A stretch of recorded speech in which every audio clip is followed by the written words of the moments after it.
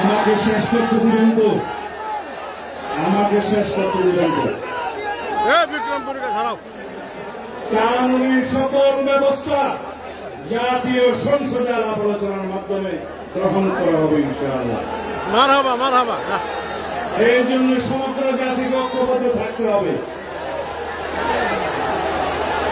যাই হোক, আপনারা যে ভাষায় আমাকে কথা বলতে বলছেন সেটা আইনের ভাষা না। আইনের ভাষা হচ্ছে এগুলো কার্যকর করার জন্য, এই প্রস্তাব গ্রহণ করার জন্য সবাইকে ঐক্যবদ্ধ থাকতে হবে। জাতীয় সংসদে সবাইকে ঐক্যবদ্ধ থাকতে হবে এবং সারা বাংলাদেশের মুসলমানদের ঐক্যবদ্ধ থাকতে হবে।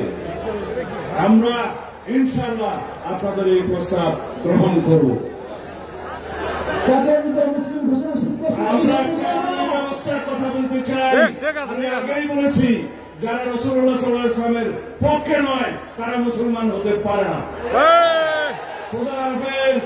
বাংলাদেশ জিন্দাবাদ।